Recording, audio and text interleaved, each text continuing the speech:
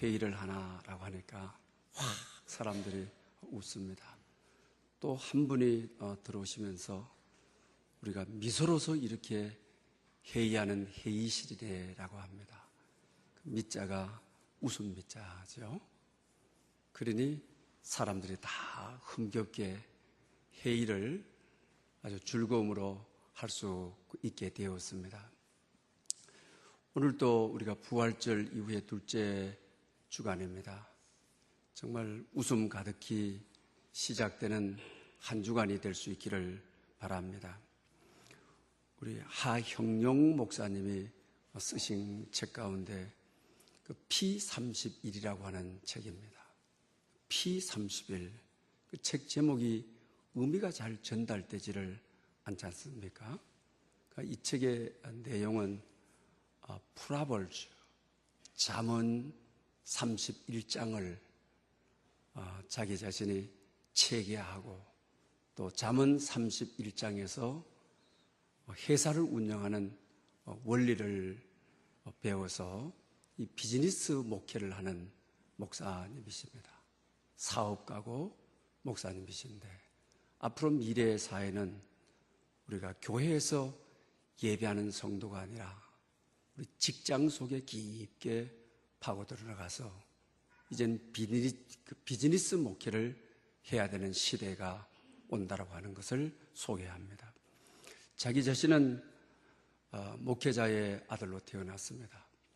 아버지께서 초등학교를 졸업하고 그리고 또 초등학교까지는 부산에 그 당시에 나병 환자, 한센 병자들의 한자촌에서 아버지와 함께 살았습니다. 그리고 초등학교를 졸업한 다음에 선교사의 도움으로 미국을 가게 되는 것입니다. 그래서 필라델비아에서 생활을 하고 자기 자신은 이 공학에 대해서, 과학에 대해서 깊은 관심을 가지게 되었습니다. 그래서 그 펜실베니아 대학에 공학도로 들어가고 또 거기서 학위도 받게 되는 것입니다. 그리고 나서 29살에 회사 중역이 되어지는 것입니다.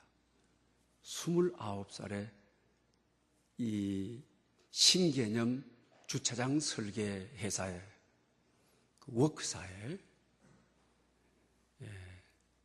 중역이 되어지는 것이죠. 그만큼 놀랍게 하나님이 자기 자신을 인도해 갔습니다. 그리고 이제 33살이 되었을 때 가족도 이루고 두 딸도 이루고 또 돈도 벌 만큼 벌었고 이제 삶도 즐기고 있고 뜻하지 않는 큰 어려움이 찾아왔습니다. 교통사고가 일어난 것입니다. 그래서 고속도로에서 자기 자신이 버려진 채로 있게 되는 것입니다. 그리고 나서 이 맥박이 너무 빨리 뛰어서 죽음으로 가는 그 시간을 갖게 되는 것입니다. 그런 가운데서 심장 이식 수술을 급하게 해야 되는 게 되었습니다. 이제 심장 이식 수술을 하면서 하나님 앞에 그렇게 기도합니다. 하나님, 저의 심장을 고쳐 주십시오라고 간절히 기도를 하죠. 그리고 이제 1차 수술로서 완전하지를 못하였습니다. 그 2차 수술을 하게 되는데 정말 성경의 놀라운 임재, 이 자기가 가장 잘 나가는 이 33세의 기업 경영인이 된, 그리고 누구 부러울 것 없이 살아가고 있는데 하나님 앞에 아팠을 때는 심장을 고쳐 주십시오라고 했는데 2차 수술을 하면서 하나님, 제 인생을 고쳐 주십시오라고 합니다. 그러면서 그때 성경 말씀을 가지고 와서 통독을 시작합니다. 그러면서 말씀 속에 임하시는 하나님을 인격적으로 만나게 됩니다. 그리고 성경을 읽어나가면서 기업의 원리, 하나님의 말씀대로 어떻게 하면 비즈니스 할 수 있을까를 원리를 체계해가는 것입니다. 그런 가운데 마태복음 22장이 평상시에는 그렇게 눈에 들어오지 않았는데 내 이웃을 내 몸과 같이 사랑하라. 이 말씀이 자기 마음에 확 꼽히면서 아버지가 목사여서 목회하기를 원했는데 어떻게 하면 내가 받은 이 구원의 은혜를 나누어 줄 수 있을까? 나는 기업인이고 사업가인데 어떻게 하면 사업을 통하여 하나님의 나라를 세워가고 교인들을 세워갈까? 그래서 회사의 비전을 우리는 어려운 이들을 돕기 위해 존재합니다. 회사의 사원으로 세웠다라고 하는 것입니다. 그러면서 잠언 31장 마지막 장을 읽어나가면서 거기서 기업의 원리를 도출하게 되는 것입니다.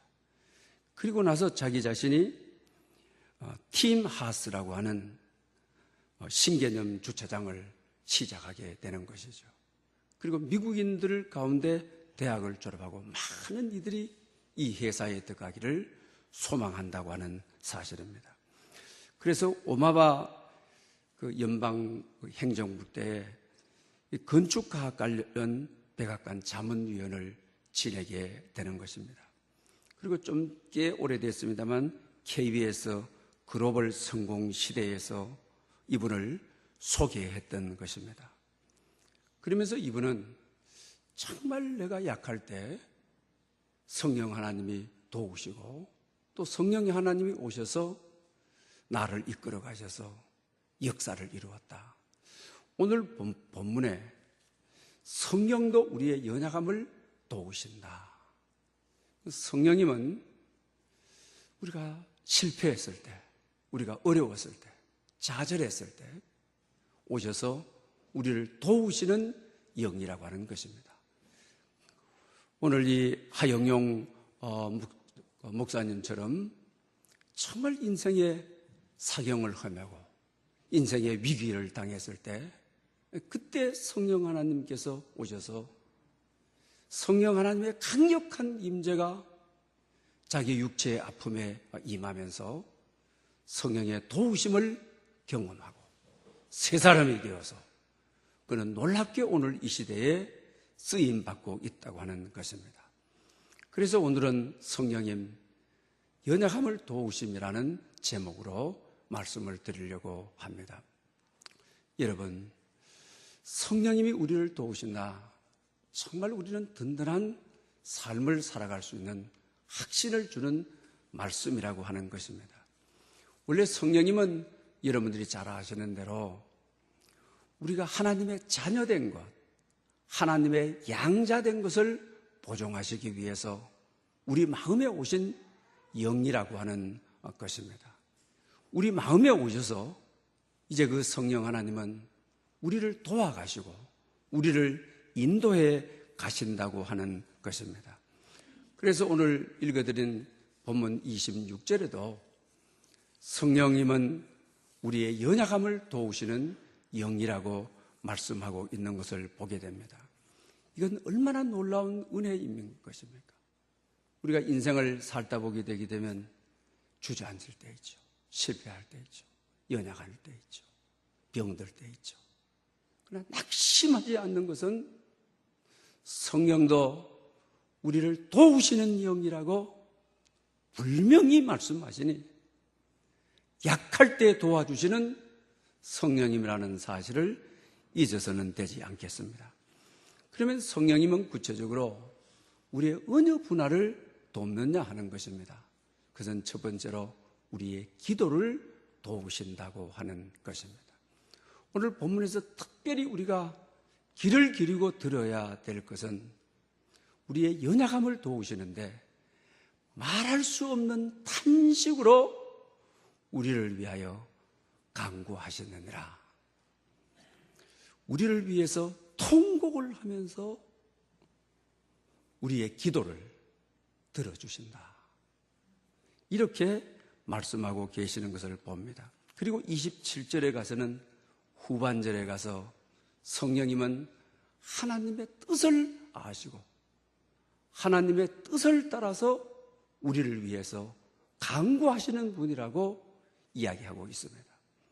이걸 보면 성령님은 분명히 우리의 기도와 관계가 있는, 우리의 기도를 도우시는 성령님이라고 하는 것입니다. 캐나다 선교사를 지냈던 분이 이제 외국에 가서 이제 세례를 주고 예수님을 믿게 되게 되면 어떻게 기도해야 될지, 성령님은 우리가 빌 바를 알지 못할 때, 어떻게 기도해야 될지를 알지 못할 때 말할 수 없는 탄식으로 우리를 위해서 간구하시는 분이 성령님이라고 하는 것입니다. 세례받고 금방 외국 땅에서 또 기도를 잘하는 모델이 있는 것도 아니고, 그때 그들은 주여 아버지, 주여 아버지만 반복적으로 1시간도 하고 30분도 하고, 그런데 성령님께서는 어떻게 기도해야 될지 모르는 이들에게 이들을 대신해서 말할 수 없는 탄식으로 우리를 위하여 기도하심으로 놀라운 열매를 맺게 된다고 하는 사실입니다. 그러므로 여러분, 성령님은 우리의 형편이 아주 심각함을 알게 되는 것입니다. 우리 기도 훈련을 전문적으로 시키는 데 가보면 여러분들의 기도는 어떻습니까?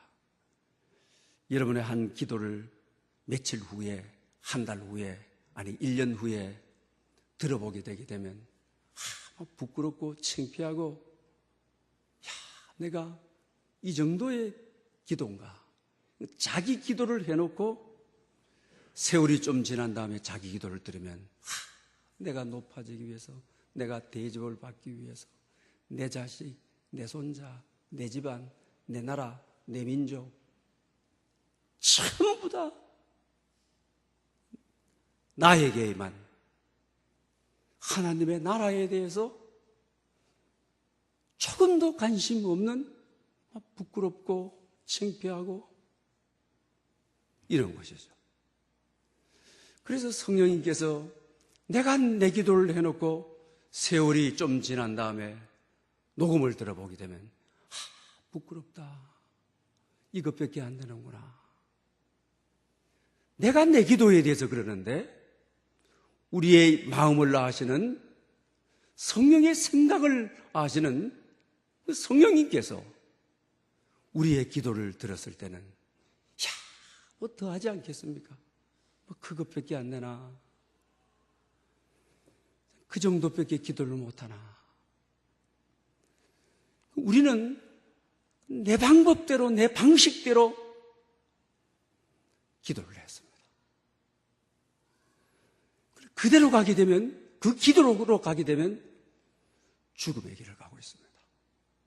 멸망의 길을 가고 있습니다. 그럴 때 성령께서는 그의 기도가 잘못되었기 때문에 말할 수 없는 탄식으로 나를 위해서, 그 기도가 너무나도 잘못되었기 때문에 자식의 잘못된 길을 가는 어머니의 통곡처럼 탄식하면서 우리를 위해서 중보하는 분이 성령님이라고 하는 것을 가르쳐 줍니다. 우리 어렸을 때 보면 아버지의 마음을 잘 모르죠. 어머니의 마음은 그래도 어머니들은 말씀을 잘 하고 또 자식들하고 교제를 잘 하지 않습니까? 그러나 사춘기가 되면 애들이 아버지의 말에 소통을 하지 않죠.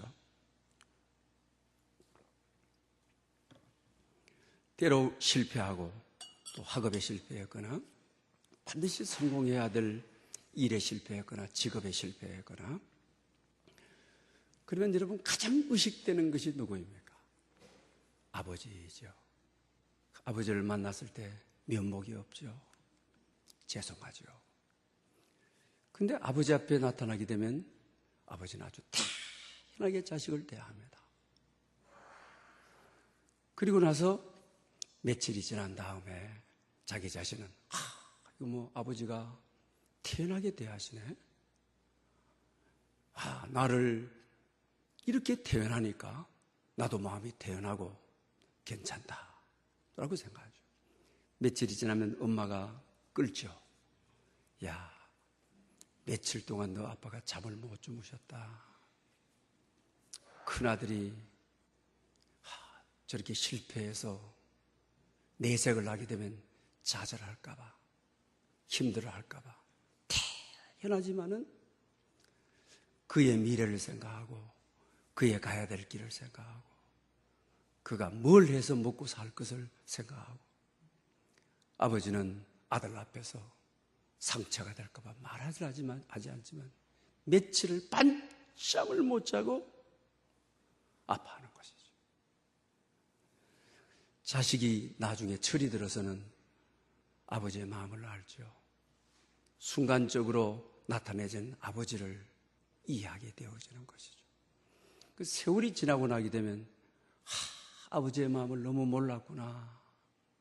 아파하시는 아버지의 마음 생각을 내가 너무 몰랐구나. 이게 후회가 많이 되죠. 마찬가지로 우리가 신앙생활에 있어서 가장 많은 후회는 성령님의 마음을 알지 못하는, 내가 잘못되게 기도할 때 말할 수 없는 단식으로 바른 기도를 할 수 있도록 내 방식의 기도가 아닌 하늘의 뜻을 아시는 그분께서 말할 수 없는 통곡으로 우리를 대신하여, 우리를 위하여 중보하시는, 기도하시는, 우리 신앙의 삶에 있어서의 성령님을 이해함으로 철이 들고 성령님을 이해함으로 다시 우리가 일어서게 된다고 하는 것입니다. 그리고 나서 성령님은 우리가 보아야 될 것을 보게 하고 알게 될 것을 알게 하고, 또 성령님께서는 정말 우리가 기도를 바르게 할 수 있도록, 기도를 앓도록 이끌어 가시는 것이 성령님이라고 하는 것입니다. 이번 주간에 기도에 대한 간증서적을 읽었습니다. 어느 분이 정말 실패와 아픔을 가지고, 좌절을 가지고 자기 인생의 분노를 참지를 못하고 나와서 하나님께 그렇게 기도하게 되는 것입니다. 그러면서 하도 속이 터지니까 하나님, 이러다가는 내 속이 썩어서 죽을 것 같습니다. 내 가슴이 터져서 죽을 것 같습니다. 그리고 나서 자기 자신이 주님, 나는 죽었습니다. 주님, 나는 죽었습니다. 반복 계속 10번 이상을 하게 되니까 죽음이 자기에게 임하더라고 하는 것입니다. 죽음이 자기에게 임하면서 내 방식이 기도가 죽게 되더라는 것입니다. 내 뜻의 기도가 죽게 되더라고 하는 것입니다. 그때부터 기도하기를 주님의 마음을 주십시오. 성령 하나님이 제 기도를 도와주십시오. 성령 하나님이 제 기도에 지혜를 주십시오. 그러면서 통곡이 그냥 나오더랍니다. 눈물이 쏟아지고 마음이 울렁거리고 콧물이 쏟아지고, 그리고 나서 마음이 잔잔하게 되어서 내가 왜 이렇게 우느냐, 내가 이렇게 울 바가 아닌데 나도 모르는 눈물과 콧물이 왜 이렇게 쏟아지느냐. 오늘 본문이 말하는 대로 내 방법을 가지고, 내 꿈을 가지고 이건 반드시 이루어 주셔야 합니다. 하나님 앞에 분을 품고 내 방법대로 밀고 나가고, 그럴 때 나는 죽었습니다. 나는 죽었습니다 하니까 이게 내 길이 아니구나. 이 목표가 죽어야 되구나. 이 고집이 죽어야 되구나. 이 기도가 죽어야 되구나. 그리고 나니까 성령 하나님이 말할 수 없는 탄식으로 내 안에서 내가 느끼지 못하는 눈물, 콧물이 쏟아지면서 기도를 바르게 가르쳐 주는 거죠. 기도를 바른 방향으로 만져가시는 것이죠. 기도가 기도되게 나를 이끌어 가시는 것이죠. 때로 우리는 생각해 보게 되면 정말 잘못된 기도, 너무 성령님이 보실 때 너무 치사하고 유치한 기도, 어린 나이의 기도, 애기의 기도와 같이 그럴 때 그냥 성령님이 우시는 것이죠. 저렇게 가게 되면 안 되는데, 저렇게 가게 되면 하나님을 떠나는데, 지가 원하는 기도의 방법대로 가게 되면 멸망의 길인데, 성령은 하나님의 뜻을 알아. 하나님께로 가는 방향을 알아. 하나님의 마음을 알아. 하나님의 뜻 안에서 강구하는 기도가 성령이 탄식하는 기도라고 하는 것입니다. 때로 여러분들도 기도하시다 보게 되면 막 그냥 눈물이 터질 때가 있죠. 절박한 기도를 할 때 때로 막 한없이 눈물이 나올 때가 있죠. 왜 그렇습니까? 성령이 나를 위해서 말할 수 없는 탄식으로 기도하시기 때문인 것입니다. 내 기도가 바르게 가도록 성령께서 역사하는 순간이라고 하는 것입니다. 그러므로 우리는 성령의 도우심을 받아야 바르게 기도할 수 있고 제대로 기도할 수 있고 하나님 앞에 쓰임받는 기도가 될 수가 있는 것입니다. 두 번째로는 오늘 본문에 우리의 마음을 다 아신다라고 하였습니다. 오늘 27절에 마음을 살피시는 이가 성령의 생각을 아시나니라고 하였습니다. 성령님은 우리 마음에 오시죠. 하나님의 자녀임을 보증해 주시기 위해서 오시는 것입니다. 하나님이 내 사정, 내 형편을 아신다고 하는 것, 성령님이 인간을 지으신 이가 인간의 마음을 많이 아시고 들여다보신다는 것, 내 어려움, 내 좌절, 내 눈물 아신다는 것, 정말 우리 인생의 놀라움이죠. 이게 복음인 거죠. 이것이 은혜인 것이죠.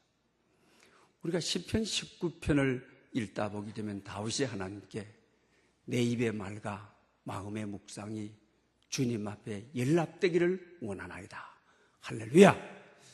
여러분들도 내 입의 말, 기도, 마음의 묵상, 그냥 마음의 생각만 해도 하나님을 기쁘게 해드리고 교회를 기쁘게 하고 공동체를 기쁘게 하는 마음의 묵상, 생각만 해도 주님 앞에 연락되기를 원한다. 그러니 우리가 마음에 정말 하나님의 말씀을 가지고 마음의 선한 생각을 가지고 마음의 십자가를 가지고 마음만 잘 먹게 되게 되면은 마음의 생각이 연락되어 버린다고 하는 것입니다. 얼마나 놀라운 이야기입니까? 그래서 다윗은 그렇게 기도하고 내 입의 말, 입으로 하는 기도도 중요하지만 기도는 누구나 다 할 수 있습니다. 하나님을 품으면 되는 것입니다. 주님의 마음을 품으면 되는 것입니다. 그 자체가 주께 연락되어진다고 성경은 가르쳐주고 있는 것을 보게 됩니다. 그런데 우리 마음에 제약을 품게 되게 되면 우리 마음에 악을 품게 되게 되면 성령님이 우리 마음에 와 계시는데, 그러니 성령님이 말할 수 없는 탄식으로 하나님의 생각을 품고 하나님의 뜻을 품고 하나님을 향한 비전을 품고 하나님의 말씀을 품고 있어야 그 생각 자체가 묵상이 주께 연락되는데, 마음에 악을 가지고 있으니까 성령이 말할 수 없는 탄식으로 성령이 고통을 느껴서, 그래서 성령을 근심되게 하지 말아라, 성령님을 아프게 하지 말라고 성경은 우리에게 가르쳐주고 있는 것을 보게 되는 것입니다. 그러므로 여러분, 성령님은 우리 안에 와 계시는 것, 내 안에 와 계시기 때문에 나를 흔히 아시는 분이라고 하는 것. 주의 말씀을 품고 주의 뜻만 품게 되게 되면 우리의 기도가 주께 연락된다고 하는 이 놀라운 은혜, 이 복음. 결과적으로 성령님은 기도의 영이시고 예배의 영이신 것입니다. 예배가 예배되게, 신령한 예배가 되게, 기도가 기도되게, 정말 유치한 기도가 아니라 주께 연락되는 기도가 되게, 땅에 떨어지는 기도가 아니라 하늘문이 열려지는 기도가 되게, 기도를 가르치는 영, 기도를 알게 하는 영, 하나님의 뜻을 따라 기도할 수 있도록 하시는 영이 성령님이라고 하는 것입니다. 성령님 없이 기도하는 것은 아무 의미가 없습니다. 그래서 바울 사도는 그의 서신을 통해서 성령 안에서 기도해라, 성령 안에서 기도해라, 이렇게 가르쳐주고 있는 것을 보게 됩니다. 지난번에 읽은 간증서적 가운데 또 이런 이야기가 있습니다.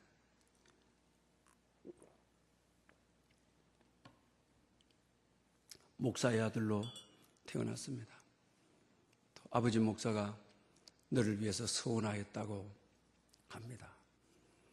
그래서 초등학교 때부터 고등학교, 대학 들어갈 때까지 한 번도 그의 꿈과 비전이 흔들리지를 않았습니다. 장래 희망이 뭐냐 하게 되면 아주 깃발이었습니다. 꼽은 깃발이었습니다. 목사입니다. 목사입니다. 이랬습니다. 근데 대학 2학년 그 꿈대로 신학대학을 들어갔습니다. 그런데 이 신학 2학년 때 가정에 아주 효리바람이 불어오게 되는 것입니다. 아버지가 췌장암으로 앓게 되어지는 것입니다.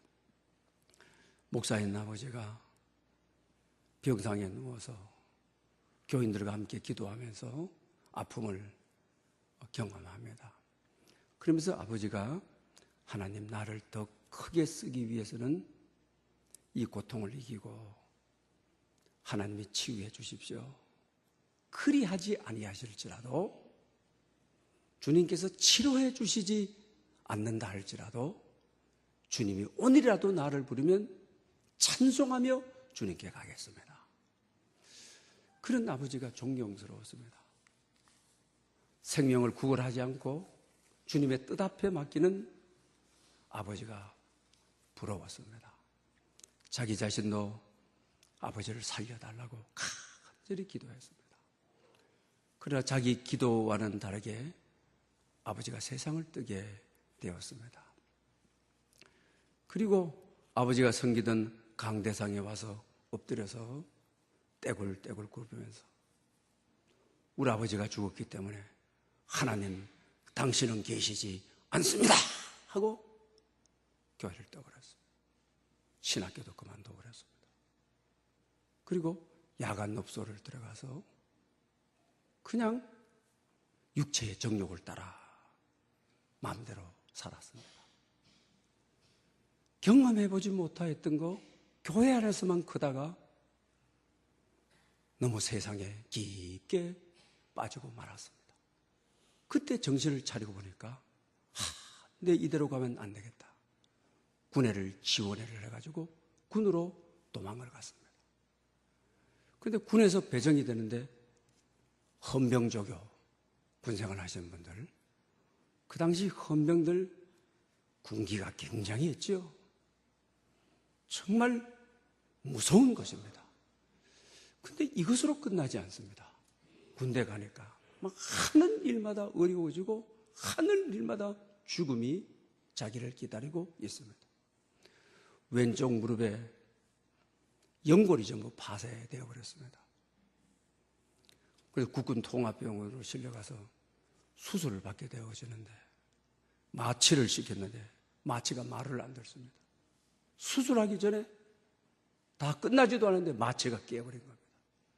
그 뼈 수술이라고 하는 것은 성경에도 뼈가 떨립니다. 뼈가 아픕니다.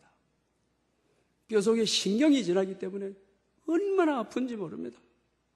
그래서 인생의 가장 큰 아픔을 뼈가 아프다고 다윗은 그렇게 고백했던 것입니다.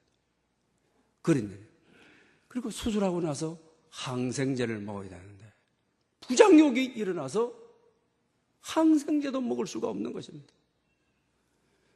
야, 내 인생 왜 이렇게 꼬이나? 내 인생에 왜 이렇게 아픈가? 정말 약할 대로 약해져 침상에 누워서 자기 인생을 그냥 상심해서 있었습니다. 그때 군종이 와서 찬송가를 틀어주는데 정말 성령님은 연약함을 도우시는, 뼈 수술을 하고 아파하고 항생제 수술 이후에 부작용이 일어나서 연약하게 된 자기를 머리에서부터 발끝까지 도우시는 겁니다. 성령님은 기도를 도우시는데 하나님 잘못했습니다. 죄송합니다. 아버지가 목사인데 이렇게 살았습니다. 어떻게 세월을 되돌려 놓을 수 있습니까? 바른 길 가고 싶습니다. 기도를 가르쳐 주십시오. 내 인생의 미래를 인도해 주십시오. 그 찬송가를 좀 여러분에게 인용하고자 합니다. 빛이 없어도 환하게 다가오시는 주 예수, 나의 사랑이여.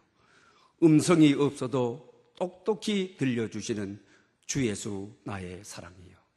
주님이 계심으로 나도 있고 주님의 노래가 머물므로 나는 부를 수 있어요. 주여 꽃처럼 향기 나는 나의 생활이 아니어도 나는 주님이 좋을 수밖에 없어요. 주 예수, 나의 사랑이여. 나는 없어도 주님이 내 곁에 계시면 나는 언제나 있습니다. 나는 있어도 주님이 내 곁에 없으면 나는 언제나 없습니다. 주님이 계심으로 나도 있고 주님의 노래가 머물므로 나는 부를 수 있어요. 주여 꽃처럼 향기 나는 나의 생활이 아니어도 나는 주님이 좋을 수밖에 없어요. 주 예수, 나의 사랑이요. 주 예수 계셔야 내가 있습니다. 주님이 없으면 내가 없습니다. 주 예수, 나의 사랑이요. 이 찬양이 자기 머리에서부터 발끝까지 약할 때 자기를 압도하는 것입니다. 성령 하나님이 머리에서부터 발끝까지 스며드는 것입니다. 뼛속까지 살속까지 여호와의 생기가 임하여지는 것입니다. 그리고 또 성령 하나님은 기도를 도와주신다고, 바르게 기도할 수 있도록, 옳게 기도할 수 있도록 회개의 영을 부어주셔서 잘못했습니다, 잘못 살았습니다, 용서해 주십시오, 기회를 주십시오. 이걸 계기로 해서 인생을 다시 살아 목사가 되었다. 그러면서 그때 히브리서 14장에 내가 결코 너를 버리지 아니하며 내가 가여 너를 떠나지 아니하리라. 할렐루야. 정말 바른 기도를 드리는 자에게 성령의 인도를 따라 기도를 하며 찬양하는 자에게 임하시는 하나님의 약속이 알았다. 내가 너를 떠나지 않겠다. 내가 너를 버리지 않겠다. 그래서 새롭게 시작한 인생의 꽃향기처럼 피어나게, 꽃처럼 피어나게 그렇게 해주셨다고 간증하고 있는 것을 봅니다. 사랑하는 여러분, 부활절 이후에 오늘 주일을 맞이했습니다. 부활의 영광이 성령 하나님과 함께 동행하셔서 여러분이 약할 때 도와주시는 성령 하나님으로 충만한 인생이 되기를 축복합니다. 할렐루야. 영광 받으시기에 합당하신 하나님 아버지, 오늘도 아버지 존전에 나와 이 어려운 세상, 방법이 없는 세상, 약할 수밖에 없는 세상에 어떻게 살아야 될지 부활절 이후에 주님 앞에 질문을 던집니다. 성령이 도우시니 성령님으로 살라 답하시는 주님. 우리 인생의